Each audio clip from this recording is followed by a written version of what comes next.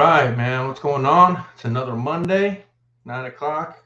Stache Talk. Here I am. I'm Stache, uh, experimenting with my new show. Just talking about regular stuff around Tampa Bay area. Tonight we got some stuff on tap. We'll be talking about the Rays, basically pretty much like the last week, couple weeks, last half month of June. Obviously, I'm pulling it up right now so I can watch some other TV. The Home Run Derby is going on right now. As of right now, Randy Arozarena won his first round matchup. So that's the first time that a Tampa Bay Rays player has ever won a round in the Home Run Derby. So that's pretty dope, right? Then we'll break down again. Can't not talk about the Lightning. Can't not talk about my heart still being a little bit broken. Hold on. Midtime Cards is located right by the ground. Still a little hurt. We'll go over a few of the Lightning's moves again. Some of the stuff around the NHL. We'll just kind of go down some of the bigger free agency signings, especially some of the Eastern teams, what they might look like with us playing against them this coming season. And then also, I kind of want to expand what we've been talking about the last couple of years. And the last little bit, we'll probably go down the list of some of these concerts here coming up in the Tampa Bay area here for the month of July. Some of the bigger ones, some of the smaller ones you might not know about. Because that's, something I'm really passionate about as well. Not just Lightning, not just sports and the Rays, but, local music scene. I have a few people I've been talking to in the brewery community, in the bourbon community. So we'll probably, in the coming weeks, as I get my feet underneath me and kind of get some steam going with the show, get a few guests coming on, some of those groups, some of the local businesses, things like that. Right off the rip, I completely dropped the ball last week. Let's go ahead and get it started. Talk about Monkey Cold Coffee, our wonderful sponsor. Don't forget you can use the code STASH10 at monkeycoldcoffee.com. You get your 10% off all merchandise there. Don't forget, proceeds of every bag of coffee go to the National Pediatric Cancer Foundation. Obviously, a great cause, something that was near and dear to all of our hearts here in the local area. They've got two great flavors right now, the bourbon chocolate chip and the toasted coconut rum. And they've got their first whole bean coming out here in the next few weeks, a month or so. A great Sumatran. I was able to get my hands on it a few weeks ago. Got a cup of that and great coffee bean. I look forward to that going forward. So don't forget, if you're a coffee hound like I am, Monkey Cold Coffee, Stash 10 to get your 10% off. Let's get right into it. As I got the Home Run Derby going on. It's All-Star Week here. It's an All-Star break for the Tampa Bay Rays and all of Major League Baseball. So I guess we can go ahead and talk about the halfway point.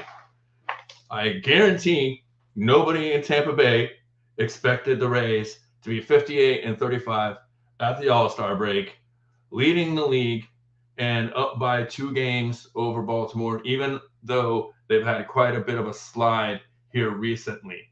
Now, they got off to a great start.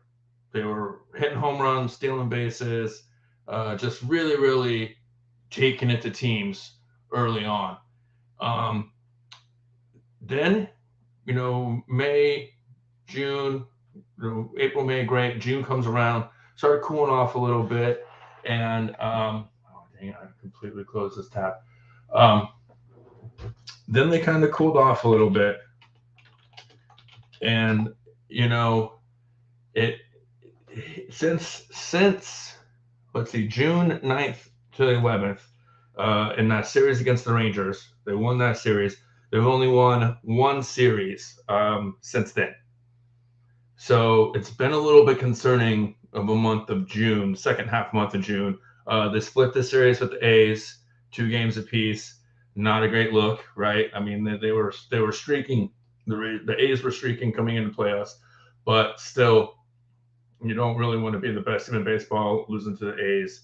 And that was kind of cool. If you guys remember, they kind of did the sit-in boycott where they packed the stadium in Oakland, but then they were like, hey, we'll sell the team. It was like they were trying to do a walkout, but a sit-in. So that was kind of cool to be part of that. Then we lost to the Padres. 1 and 2, split a 2-game series with the O's, split a 4-game series with the Royals. The Diamondbacks was the one series that they won. Still struggled a little bit with offense though in that series. Then they went up to Seattle and lost 2-1, 2-1 in the Mariners. Then they got swept by the Phillies, and here at home, came back home, got swept by the Phillies, and then lost the first 2 games to Atlanta after coming back in last night's game and winning pretty convincingly against Atlanta. But still, that's another loss. So that's 3 series losses in a row, preceded by a series win, 2 splits, a loss, and a split. That's the second half of June. So the issues, I'm wondering if anybody out there in the chat, if you guys have anything that you think is really like a telltale sign for the Rays. Is this just a normal slump? Is it that time of the season where, maybe things are catching up with them? They're halfway through, maybe a little fatigue. Maybe they're just kind of looking at that all-star break. For me, some of the things I've been seeing, they've kind of been, as a team, a lot less disciplined at the plate. That's what their bread and butter was to start off the season. They were so disciplined. They were making pitchers pay for every single mistake, and they weren't bailing them out by swinging at bad pitchers or pitches that were out of the zone.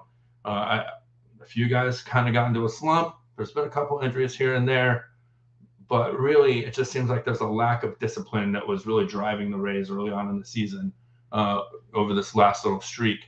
The starting pitching is battling some injuries, although, we could say the pitching has been an issue, but they still aren't giving up a ton of runs. A lot of these games that they were losing here in this month have only been by a couple of runs. They've only been giving up, let's see, we haven't given up a ton of runs. 5, 4, 3, 4, 3, 6. That was,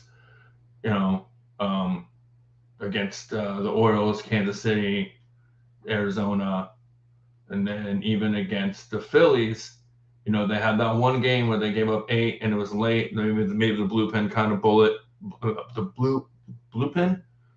kind of blew it.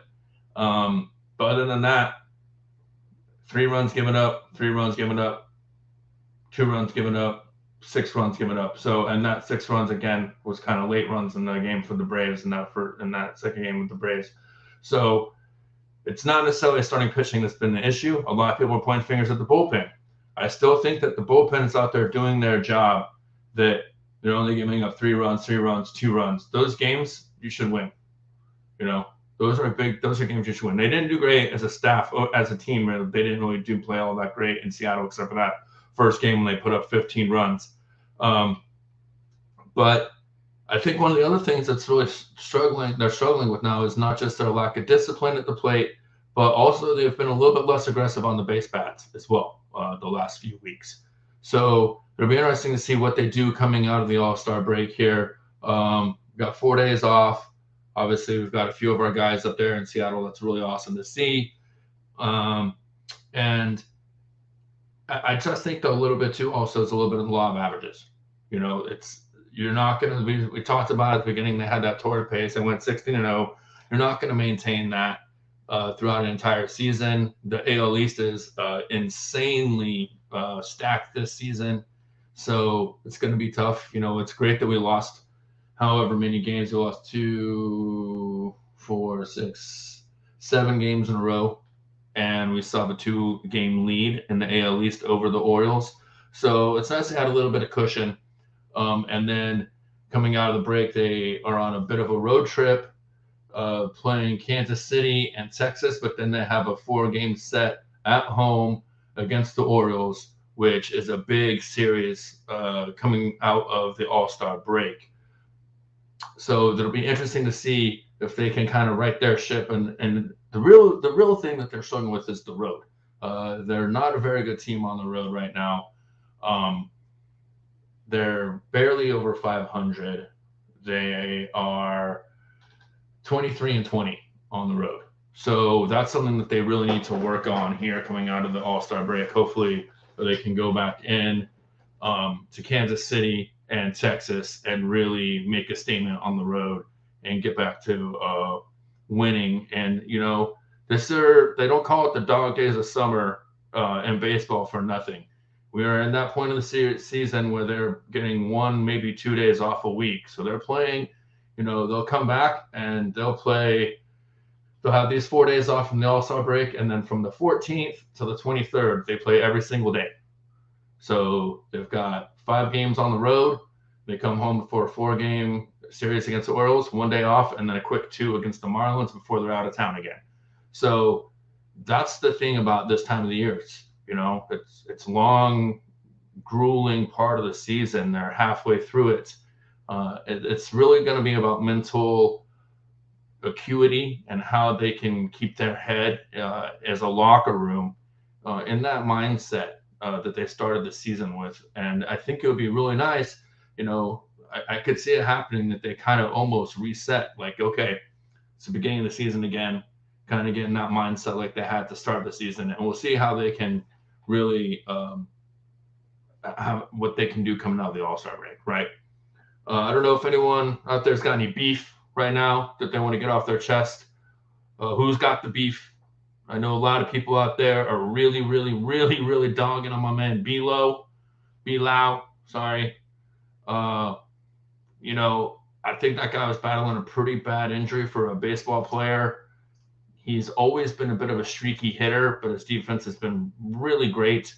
It doesn't help right now that Taylor Walls is doing what he's been doing defensively. Overall, his plate appearances have been mostly productive. He's still drawing a lot of walks, even though his average has gone down a little bit. But his defense in the middle of the field has just been phenomenal. So I can see a lot of people really, really having a problem with Brandon Lau. But I think he's a very important part of this team and the depth of this team and having that bench stay quite deep as they need to going forward here in the second half of the season. So, for me, I'm in with Bilao. Me and Bilao, we're good, right? Okay. The bullpen. Everyone's talking about bullpen. We need to go and get pitching here at the trade deadline, here before the deadline, second half of the season. That goes without saying in the Major League Baseball. I mean, the more arms you can have out there in the bullpen, the better. Has been getting stretched a little bit thin, and it hasn't been as great as historically we think of when it comes to the Rays, when it comes to the pitching staff. Obviously, some starting pitching. We just got really bad news about Rasmussen. He's going to be out the rest of the season, probably half of next season too. And that's not great. So you could definitely look to the Rays with the fact that even though they aren't spending very much money at all compared to the rest of the league, spending quite a bit of money for them historically compared to what they normally spend on their roster. So I could see them definitely being buyers going out there looking to bolster their bullpen, maybe even bringing a starting arm here that can be like in the top 3 of the rotation. So there we go. I think that's where they're going to be looking at. I think the pitching has had its ups and downs so far this season, but overall it's been really good. And I can see them adding some arms here at the trade deadline. The one other thing I've been hearing a lot about is, as usual, Cash is getting his criticism. Everyone likes to criticize Cash, right? Everyone's a manager, everyone's a GM, everyone else knows what these guys don't. So they've been kind of criticizing his late inning strategy in these close games, especially in that Phillies series, early on in the Braves game, that first game of the Braves series too.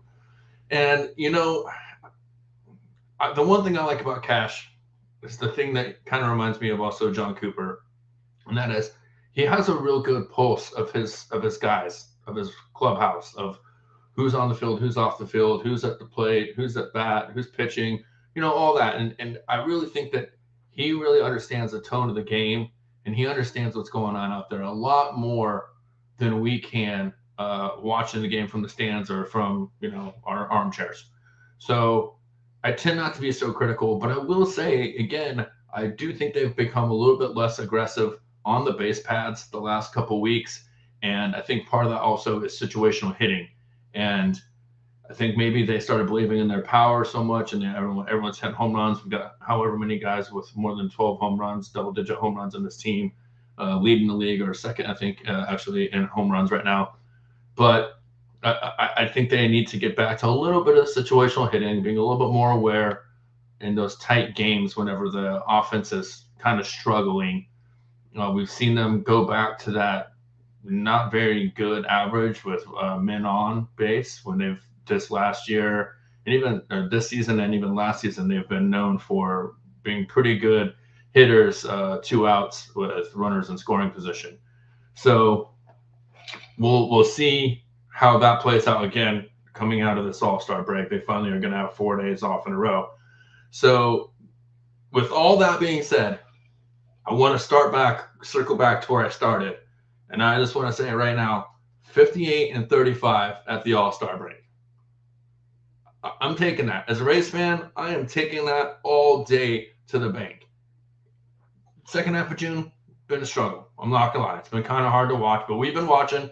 We've been there. There's a lot of Atlanta fans, but that series over the weekend, that Tropicana field was packed. It was rocking.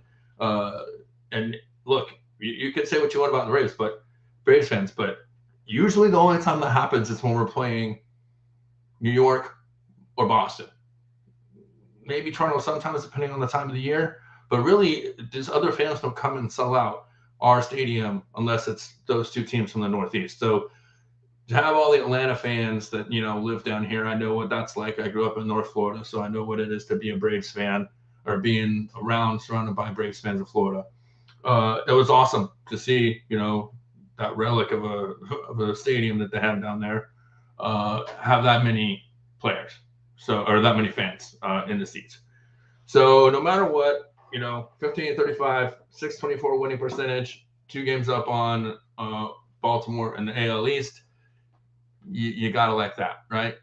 So, moving on, that was some good stuff there from the Rays. Like I said, I'm excited. I'll be going to a game here in a couple weeks. Actually, I'll be at one of those games against the Orioles that Friday the 21st. Randy Arozarena will be in Randyland. It'll be a double Rays game. I'll be rocking my block Wander Franco jersey. Probably this hat right here too. I'm a stickler for color coordination. But yeah, I'm excited for that game, and I'm excited for the second half of the Rays season. All right. That being said, we can kind of move on here to the Lightning, just because I can't go a week without talking about the Lightning and talking about hockey. So I'm still really kind of stinging it. It still really kind of stings. Losing Pat Maroon, Corey Perry, Ross Colton, Alex Korn, all in the same season. That's tough. That's really tough for a fan. I've always been historically hard on fans being nostalgic or not letting go whenever guys leave the Lightning or they move on to another team, and people are just like, hey, that's my guy. I still love him, blah, blah, blah. One person in particular, I won't bring him up on this one, but this will be my opportunity to put my money where my mouth is and just say, hey, farewell and fair weather. Good luck to all these players. I'm not going to sit here and be like, hey, posting things about Alex Korn every day or Pat Maroon. And there's going to be fans out there that do. In fact, I bet we hear more about Killer now that he's gone than we ever did in the last 4 years of him being on the team in Tampa Bay. Mark my words. I guarantee we get more posts. That being said, it really sucks. And then Bellemare this week has announced that last week went to Seattle. So he'll be up there with Yanni playing in Seattle now. So it'll be interesting to see how those guys all fit in with their new teams. Maroon's in Minnesota, Perry is in Chicago, Colton is in Colorado, but he also did file for arbitration, just for anybody that was curious about that. Even in Colorado, he did go for arbitration. And then Killer obviously signed his deal with Anaheim for that big contract out there. I know Rodriguez is just crushing it in his home stadium. 33 home runs, 34 home runs, 45 seconds of bonus time left. Yeah, he's having a field day right now. So Colton filed for arbitration, and then Jeannot, his arbitration hearing is scheduled for July 24th, and that'll be interesting to see, with it being the 24th, if the Lightning and Jeannot are able to get that done beforehand. Historically, we know not just the Yzerman before him and also JBB, they're not big fans of arbitration, letting somebody else dictate terms of contracts and everything else for their guys inside the organization. So I could see them being very, very motivated to get that deal done pretty quickly, right? Here before the 24th. I don't think either side really wants to go to arbitration. It's just one of those things that it's part of the process of this game when players get to a certain part of their career and their contracts, and they're really trying to establish a value for their services, kind of early on in their career. Really want to get that baseline to a certain point. So I know a lot of us are hard on Jeannot. A lot of us are still out there wondering what this trade is really going to look like in the long term, concerning how much they gave up for him. But if anybody follows me or is in the Thunderbolts or Sticks of Fire, I think I posted in those two groups on my own personal page that the Lindstrom deal that sent some big pieces to Quebec, who then became Colorado, who then went and won 2 Stanley Cups, basically with the players from that trade, 2 first-round picks and 5 really. I meant to pull it up, but I didn't. So that's what happens whenever I'm transitioning into be producer of the show as well. It's work in progress, but I appreciate you guys sticking it out with me. But yeah, so as much as people think that Jeannot trade is historically bad, I just say go back and do a quick Google search on worst trades in the history of the NHL, and you'll see that it's really not even close to being the worst trade in the history of the NHL. It is probably looking at like one of the worst trades that JBB has made in his fairly young career as a GM. But whenever you're hitting home runs and grand slams, sometimes when you just hit a bloop single, people aren't really going to give you credit for that. So we'll still see what happens with arbitration, but I see the Lightning being able to get that worked out. I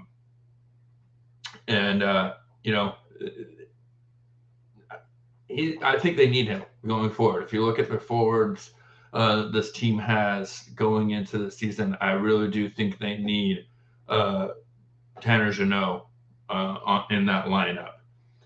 That being said, the Lightning did just wrap up their development camp over the weekend. Some nice young players that came in, had a great time. There's a 3-on-3, then it's a 4-on-4. They did some skills training, stuff like that. There's going to be the super young guys we're probably not going to see for the most part for still another 2 or 3 years, maybe even 4 years coming up here to the Lightning to have their impact on the NHL club. That being said, if you go to TampaBayLightning.com, there's a really cool article about the Duke brothers. One of the brothers was drafted by the Lightning a couple years ago, and he's still in college. And then the other brother got an invite. He got invited by multiple teams to development camp, but he decided to come here to Tampa so he could be on the ice with his brother. But Chris Kren, our guy Chris Kren at TampaBay.com, TampaBayLightning.com, stepped in last season, done some really phenomenal work over there. Wrote a really good article. I suggest you guys go check it out. That being said, there were a couple of real standouts at the Lightning development camp. And one of them was the guy that just signed from Russia. He Finland, the Finnish guy. Valtteri Marella, he really turned a lot of heads. He's 25, 6'2", 196. He's a right-handed forward.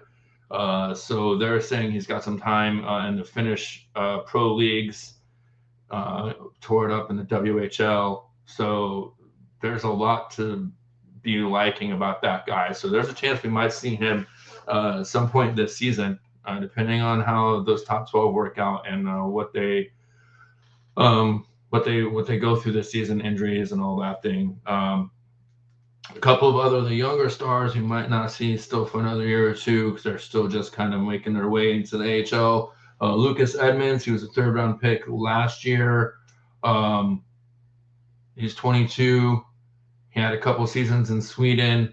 This will be his second season in Syracuse coming up this year. He had 7 goals in the 3-on-3 tournament, really turned a lot of heads. He's kind of physical. He's got a, he's, what's this, like 5'11. I forgot to write that down.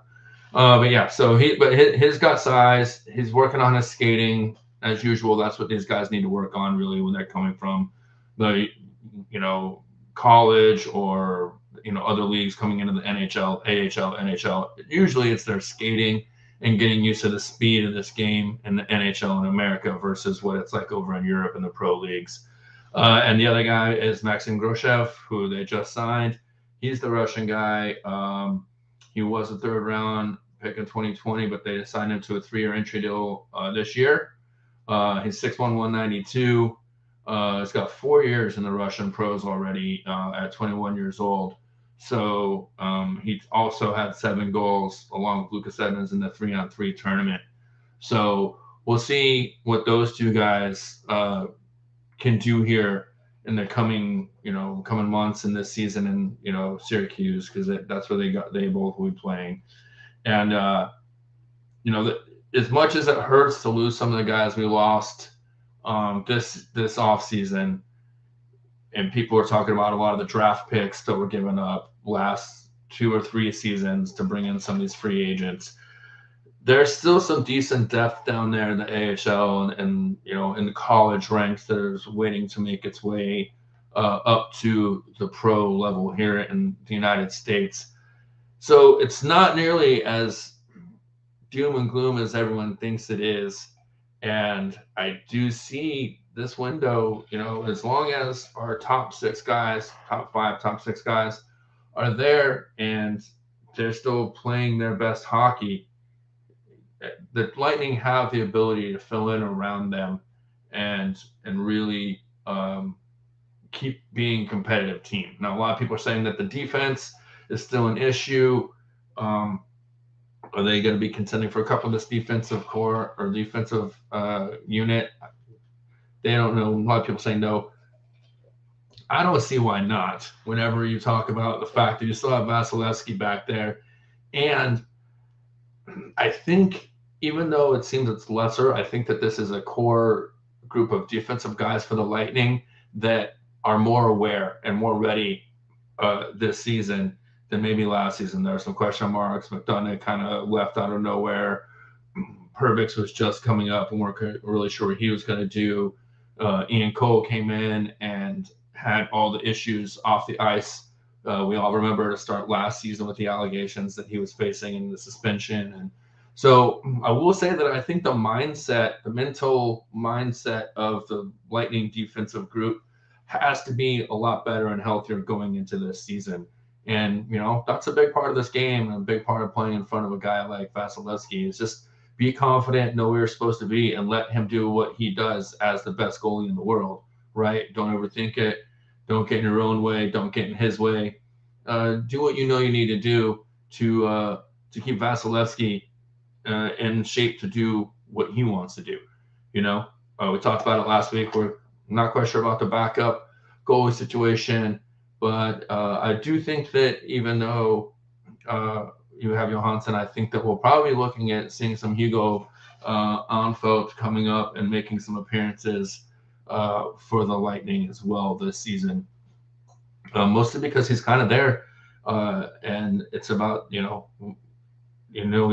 don't really want to sit behind a guy they know they're never going to start, But at the same time, part of that is you want to be able to learn from the best and sit behind the best. And what better way to learn how to be a premier goalie in the NHL than to spend 2 or 3 seasons backing up the best goalie in the world, So, that being said, we're now kind of in a holding pattern when it comes to the Lightning going forward, waiting to see what happens with Jeannot's arbitration, waiting to see, what happens.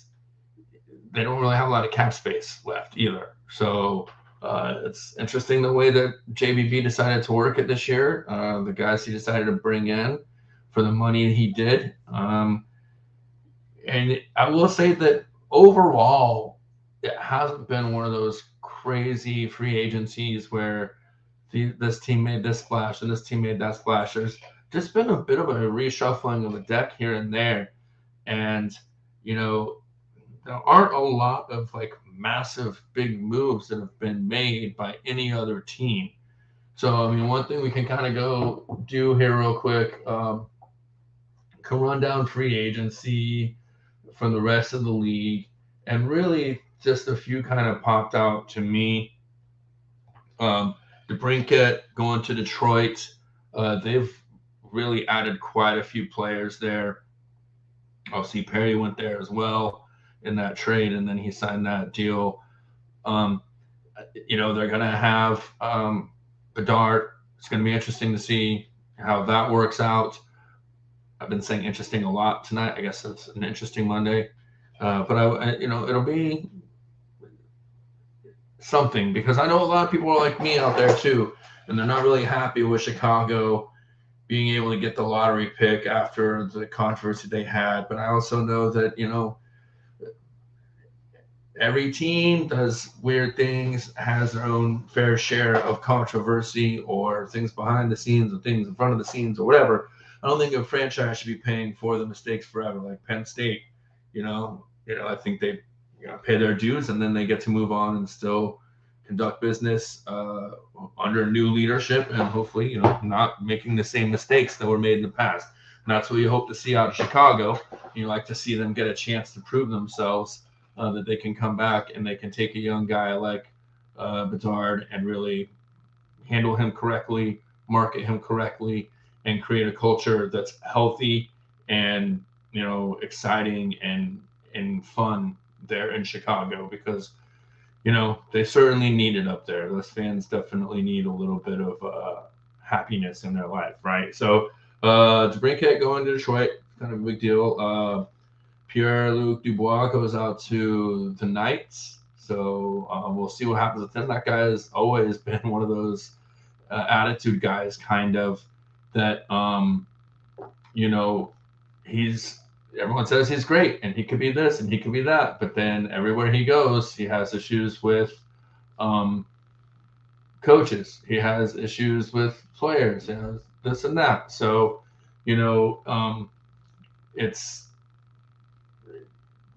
he's going to get a chance out in LA to prove himself and to, maybe really make an effort to not be one of those guys that's a trouble guy in the locker room and, in the organization.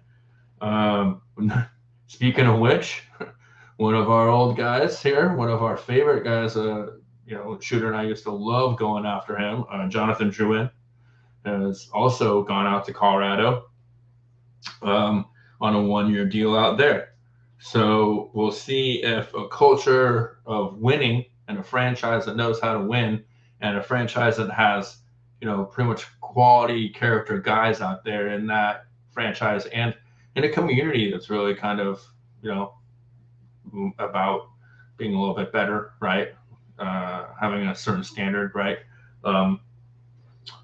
Overall, I want to talk about Pritt, but we'll see what that does for him in his career and see if maybe he can stay, his mental health can stay in a positive place, and if he can find a new life to his career in Colorado. I wish him the best. I always have. I always thought that kid just kind of had the wrong people around him when he was younger. Growing up, no one really schooled him how to handle himself as a professional, as an adult, how to talk to other people, how to talk about himself to other people. So, hopefully he goes out there and finds something in Colorado.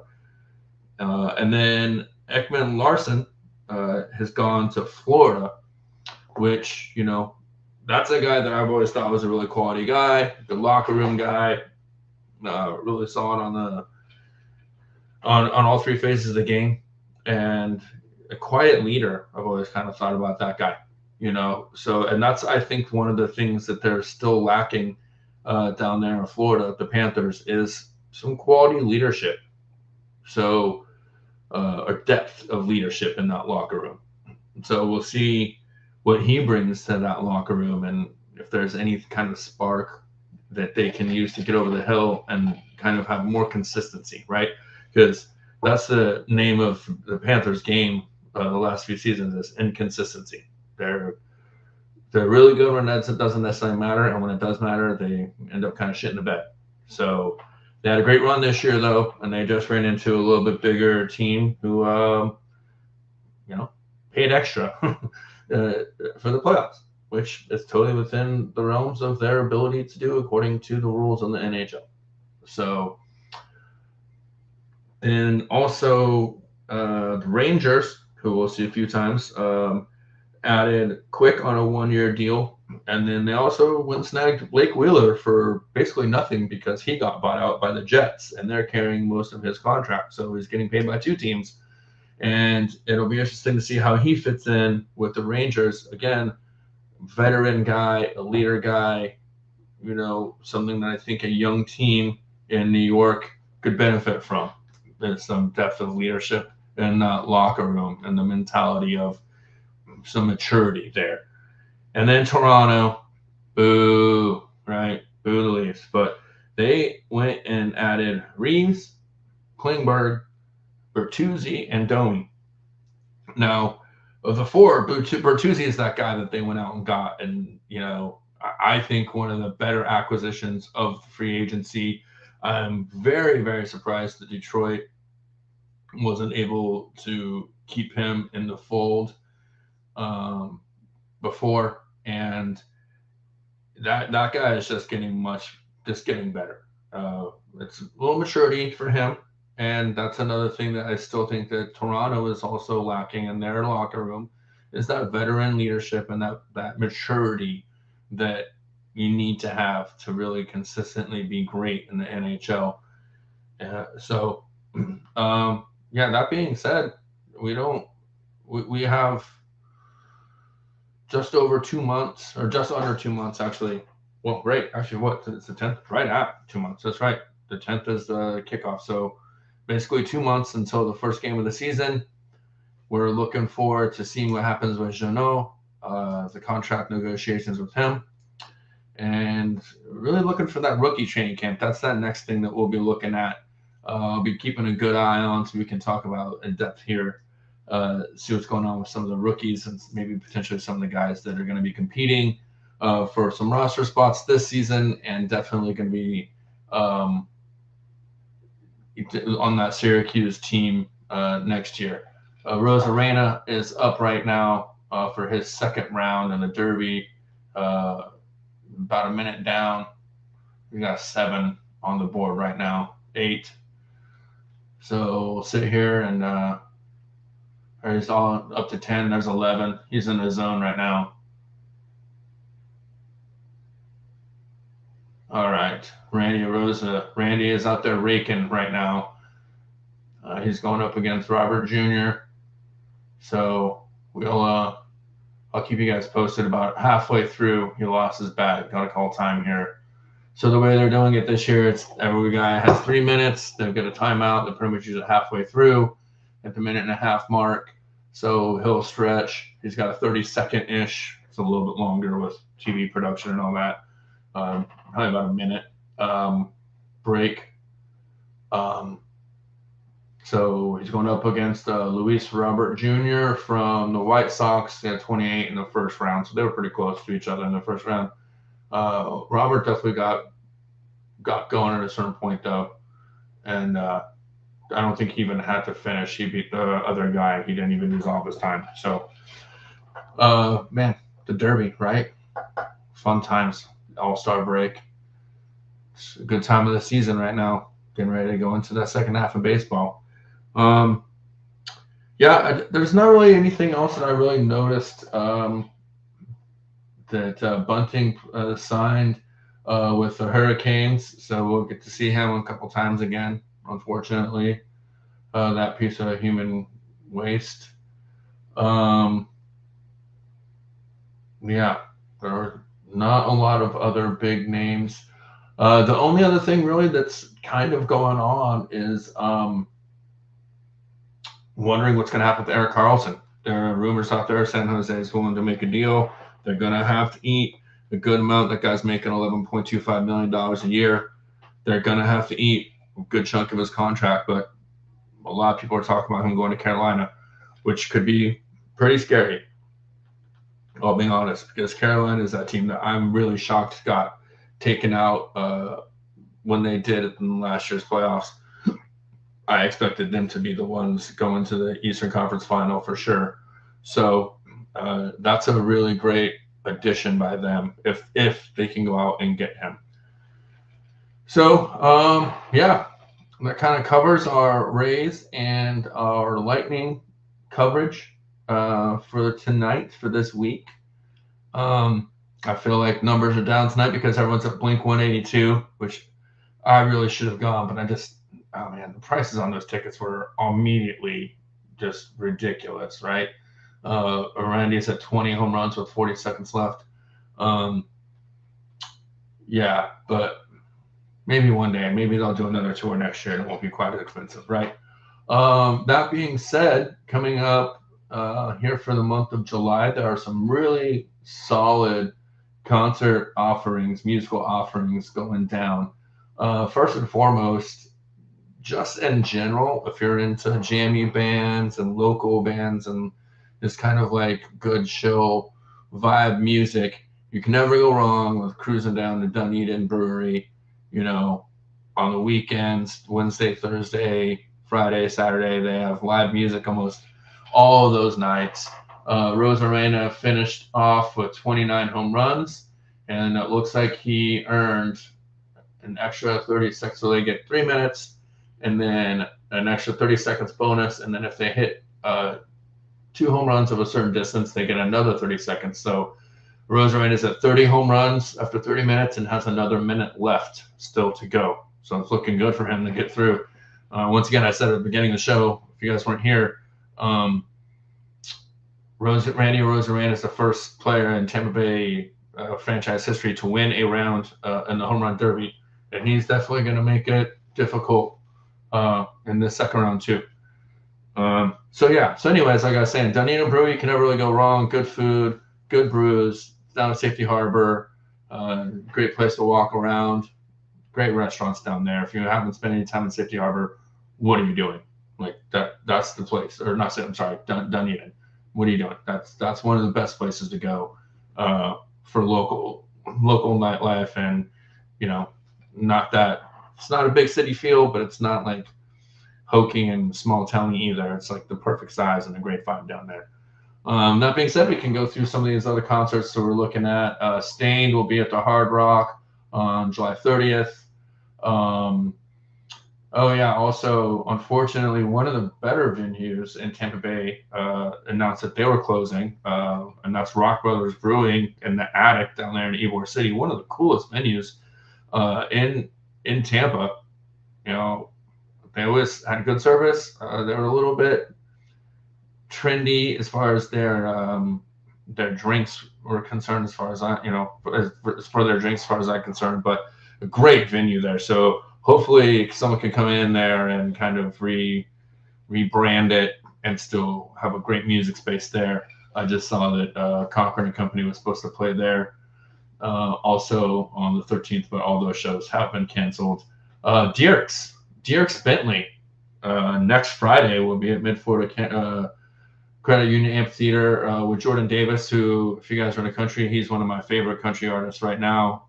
He sings that Buy Dirt song with Luke Bryan. Great song. He's got a couple of them.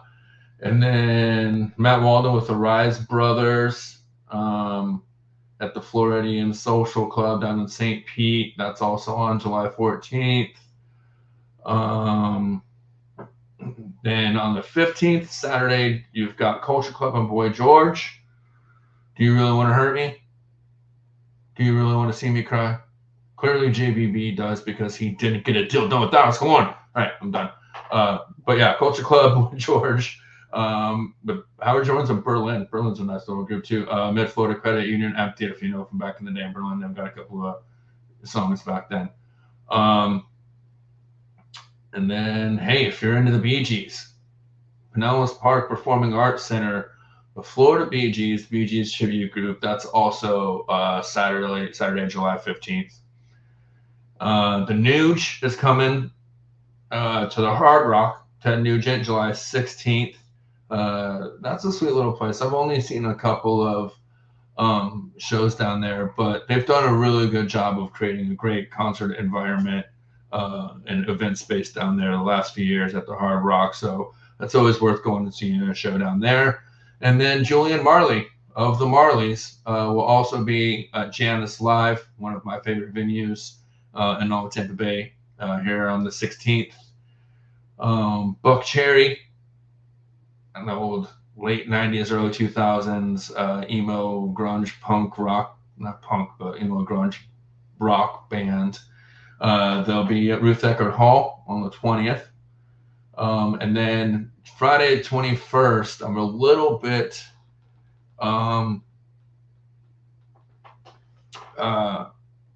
annoyed because I'm going to the Rays game, and then Mudvayne, Cold Chamber, Guar, Non-Point at Mid-Florida Credit Union Amphitheater on July 21st.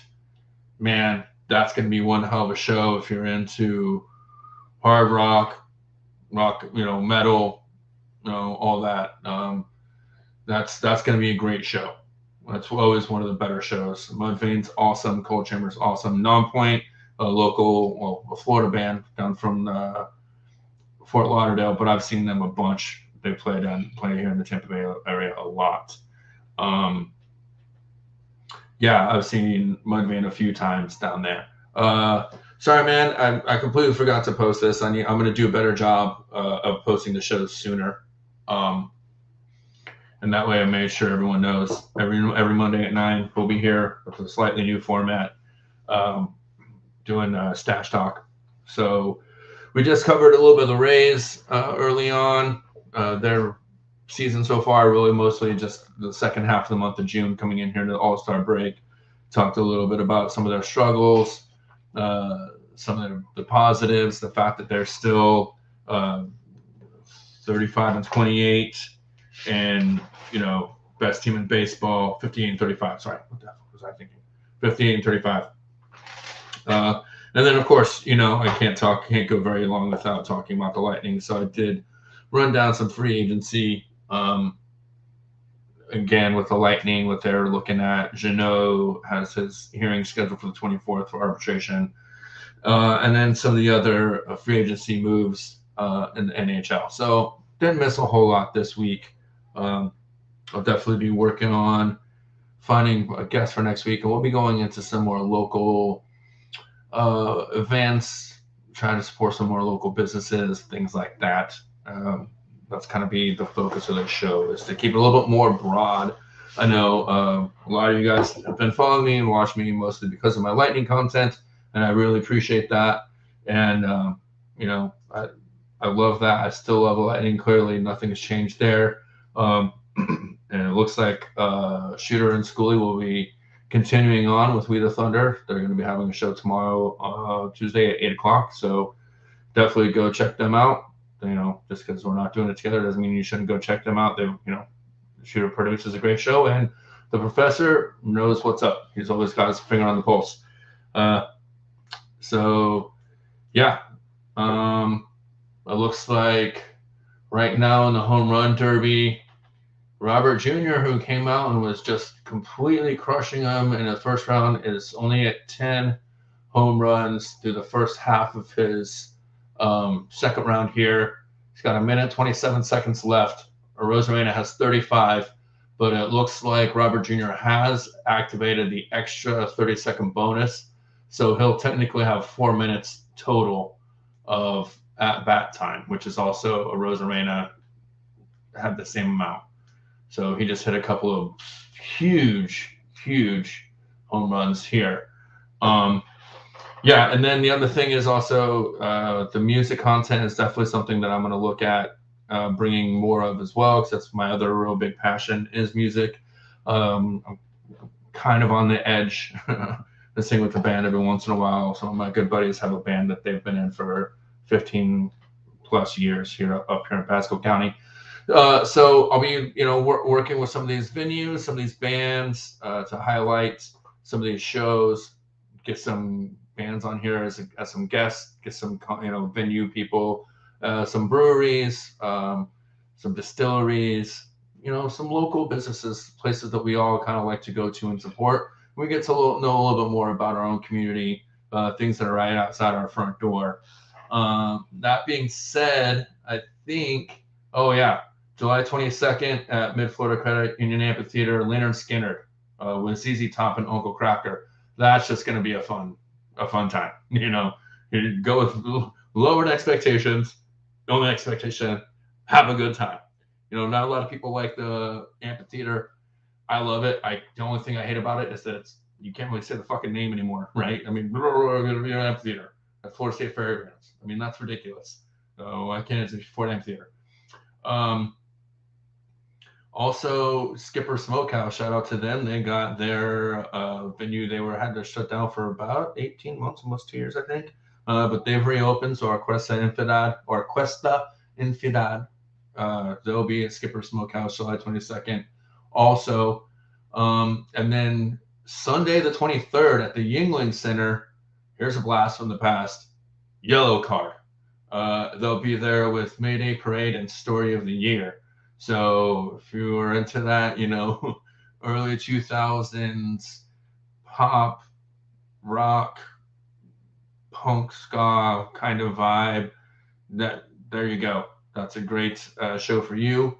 And then the 24th at the Sound at Coachman Park, brand new music venue. It's just opened up. They've only had a few events there. OAR and the Goo Goo Dolls, Monday. It's weird that it's a Monday, but it's summer, I guess. So didn't really care when they scheduled concerts there. But they are running out a bunch of really good shows there to kick off the opening of the Sound. I've lived here for 20 years. One of the very first concerts I ever went to was at Coachman Park. I love that area. It's a great place. It's a beautiful area, and everything that I've heard, couple of my really good friends actually are huge concert people. They've already gone to a couple shows there so far, and it's everything that it's supposed to be, and I think a little bit more. So I'm really excited. That might be something I look at getting to for one of my first shows down there. And then we have on Tuesday the 25th, which I hate these weekday concerts, but it's the summer. Once again, that's me getting old. Fall Out Boy with Bring Me the Horizon, July 25th, Tuesday at the amphitheater again. Emery's at the Orpheum. And yeah, we've got a few other. Nickelback will be here on the 29th with Brantley Gilbert. That's a really weird pairing. And then also 29th, Saturday the 29th, John Fogerty, the man, the myth, the legend, will be at the Sound at Coachman Park. So if I don't make it to that other the other show with OAR, I can almost assure you I'll be at that John Fogerty concert there on the 29th. And Post Malone will be at the Florida Credit Union Amphitheater on the 1st to kick off the slate of August shows. So all kinds of great shows coming up, and it just gets even better almost going into August. But we need something to talk about in the future. So once again, don't sleep on these local places, local venues that have regular music every night of the week. I do have a special place in my heart for Dunedin Brewery. That's why I brought them up first. But it also is just a great time. You got to get there early because it does get full. It's fun. Yeah. And then, Wu-Tang and Nas is coming up. That's right. I think that's later in August, if I remember correctly.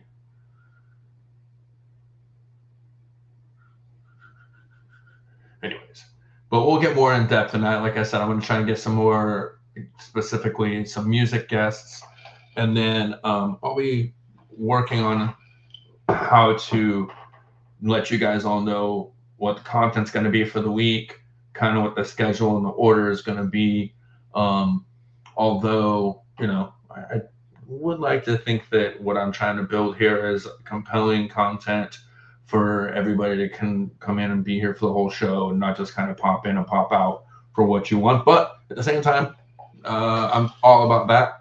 And, I'll take you any way I can get you, as they say, So, yeah, we'll be looking at that. I've got some feelers out there as well to get a local brewery involved with the show. And I do have a couple of cool bourbon groups that I'm on Facebook. They're really deep in the bourbon community, and some of these local liquor store owners that do cool picks and things like that. I'm also in the tequila Facebook group as well. So if you like bourbon, if you like tequila, we'll definitely be getting into that here in the coming weeks. Also, and not to mention, we're not that far off from the beginning of the NFL season. They've already reported, they've already done a little bit of training camp here and there. I'm really excited to start talking about the Buccaneers because that's not something that I've traditionally really talked about on any of my podcasts. It's always been mostly Lightning or Rays. So I'm excited to get into football. It's one of my biggest loves, as always, and my son is 7, and he's probably going to start playing football this year as well. So don't be surprised if you get some K-Tech Krakens content from up here in Pasco County as well, every once in a while. And yes, Gregory Gentry in the comments, that is absolutely right. We do have Randy Arozarena going to the final round of the Home Run Derby. Man, wouldn't that be some icing on the cake in this first half of the Rays season if Randy goes up there to Seattle and takes it down, right? I mean, Randy Land, that guy, how lucky are we right now? Let's go back real quick since we might as well kind of stretch a little bit and see what goes down with this home run derby.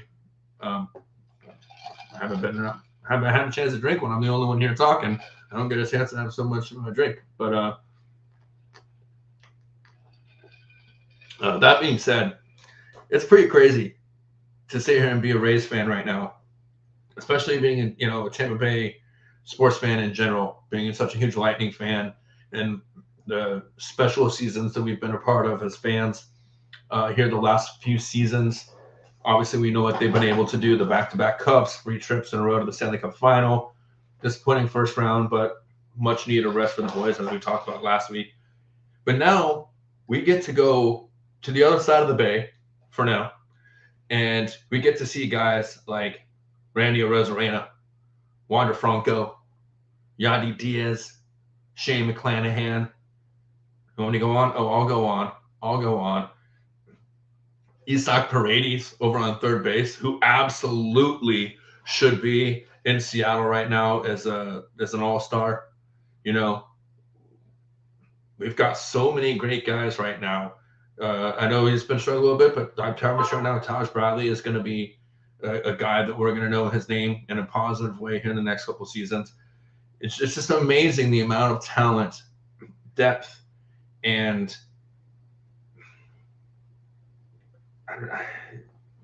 swag, feeling that they have over there, down there in St. Pete right now. I've been here a long time, and I grew up as a baseball fan first and foremost. I think most kids, I don't want to equivocate or whatever, but like most boys who were born from the late 70s to the late 80s, maybe even going into the early 90s, you were a baseball fan first, period. That's the first thing that first sport you ever really played. That's, what you aspired to be as an athlete. You wanted to be a baseball player. That was it. It wasn't until, the early 90s, then you started seeing Jordan. Then you got to see kind of what the Cowboys did, the Bulls, Jordan and the Bulls, and, Aikman and Emmett and the Cowboys and that dynasty. And it really started putting some of these other sports on the map with the superstars that they had in their league that were a lot more marketable to younger generation, right?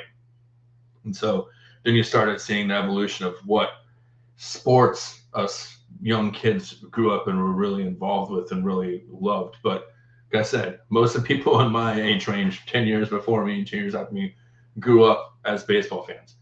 And it's been historically very, very difficult to be a Rays fan.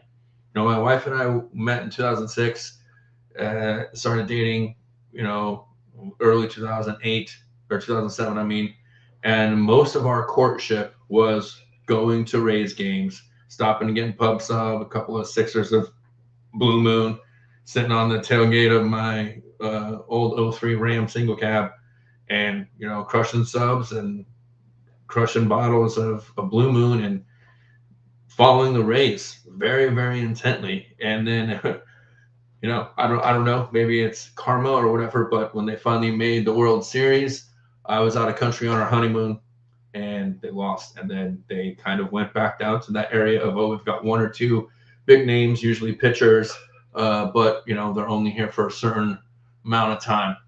And now, and like I said earlier, for the rest of the league, it's not a lot of money the Rays are spending right now. But for the Rays, it's a lot of money. And you can see that there's been a shift of mentality in the front office as they've gotten closer to this crunch time with the stadium and what the decisions are going to be made there. And I think they understand that if you want to get the money, whether it's in St. Pete or Tampa, if you want the money from the local residents, you've got to have a product on the field that we can get behind and know, hey, sure, there's going to be some turnover, but we want to know that we have 5 or 6 stars that we can get behind, and it's not, oh, we have to prop this guy up. You know, no offense to KK, that guy was great, but I always felt like he was just kind of propped up because there was no one else, right? I mean, let's be honest. Right? Like there wasn't really a lot of other star power on this team, so you got to pick one guy at least to kind of put up there as your star, right? So to have, you know, just over $70 million in payroll and to have this much talent on this team, you know, speaks volumes to what they've done building this team. So Rodriguez right now is batting about a minute through, 7 home runs. He's going up against Vlad Guerrero Jr. The winner of this round will go up against Randy to see who wins the Derby title this year for the 2023 game. Anybody that's still there, I want to curious what you guys think about the All-Star uniforms this year. Personally, I'm a big fan of the AL look with that kind of teal, and I thought it's really cool how they kind of honored the Marlins colors in the uniforms for both the NL and the AL. I thought that was pretty cool. So, yeah, I haven't been excited for the All-Star break in a long time, and it just goes back to having a team that's in it, you know, and right there poised to make a run at a championship. So, yeah, I was going to try and stretch it, but we still got probably another half hour or so of this Derby. So I urge you all to go hit up ESPN and go check out the rest of this home run Derby.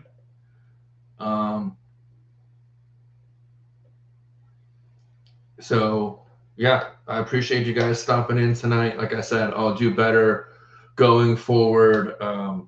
Scheduling the show, doing midweek updates as far as what content's going to be, and I will also start working on having some banners and some graphics so you know when you pop on what's going on, what we're talking about, content, stuff like that.